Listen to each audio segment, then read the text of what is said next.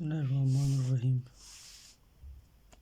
बिस्मिल्लाहिर्रहमानिर्रहीम। आज हम शुरू करने जा रहे हैं 9 क्लास की फिज़िक्स चैप्टर नंबर 2, जो होता है काइनेमेटिक्स। क्या होता है काइनेमेटिक्स? सबसे पहले हम इसके थोड़े बैकग्राउंड की तरफ जाते हैं, फिर जाके हम अपने चैप्टर को डिस्कस करते हैं। सबसे पहले मैकेनिक्स होता है। क्या है मैकेनिक्स? मैकेनिक्स होता है, मैकेनिक्स की डिफिनेशन करो, एक ब्रांच ऑफ फिजिक्स है। The branch of physics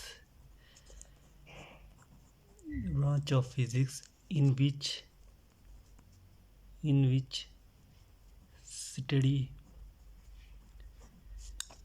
about the motion। ये ब्रांच ऑफ फिजिक्स है जिसमें हम किसके बारे में पढ़ते हैं? मोशन के बारे में। किसी भी चीज़ की मोशन के बारे में पढ़ने को हम क्या कहते हैं? मैकेनिक्स कहते हैं। इसकी दो टाइप्स है, एक को कहते हैं काइनेमेटिक्स, दूसरे को कहते हैं डायनेमेटिक्स। चैप्टर नंबर 2 जो है वो है काइनेमेटिक्स की में डिस्कस करेंगे, और अगला चैप्टर में हम किसके बारे में पढ़ेंगे? डायनेमिक्स के बारे में पढ़ेंगे। काइनेमेटिक्स की डिफिनेशन क्या है? इसमें भी हम स्टडी ऑफ मोशन ही करेंगे, हरकत के बारे में पढ़ेंगे, without discuss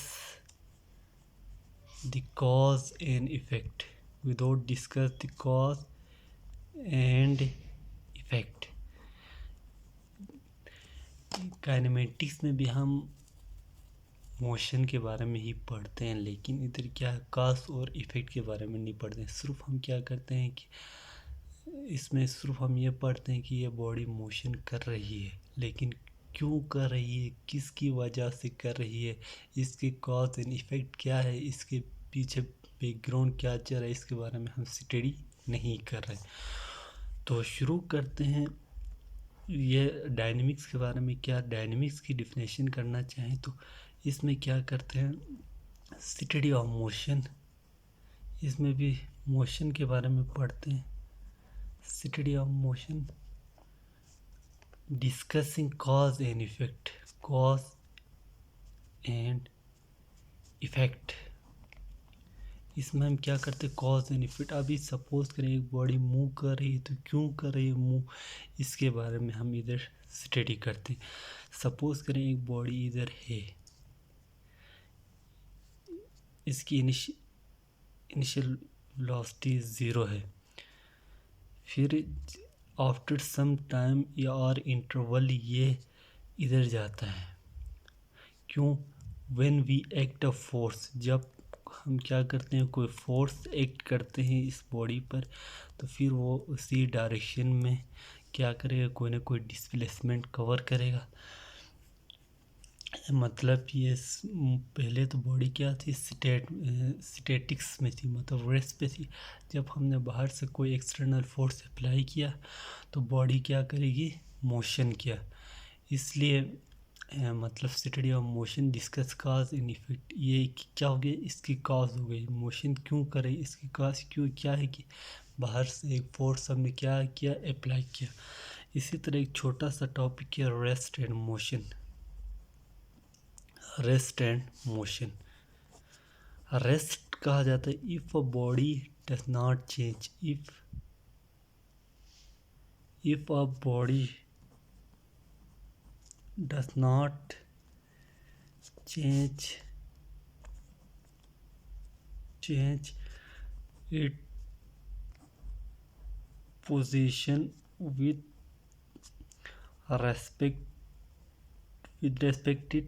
respect to it surrounded। Suppose करें अगर कोई बॉडी अपनी जगह, अगर कोई बॉडी या जिस्म अपनी जगह तब्दील न करें इर्द गिर्द के लिहाज से, मतलब कोई रेफरेंस के लिहाज से, उसको कहते हैं बॉडी रेस्ट में। अभी मैं इधर बैठा हूँ तो ये क्या है, मैं रेस्ट पे हूँ। इसी तरह if a body change it position, if a body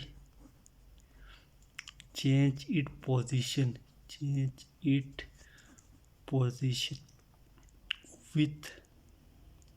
respect to its surrounded, तो उसको क्या कहेंगे? मोशन। किसी सराउंडेड किसी फ्रेम ऑफ रेफरेंस के तहत बॉडी अपनी पोजीशन को तब्दील करेगा तो तब हम उसको कहेंगे कि ये सराउंड, तो ये मोशन में।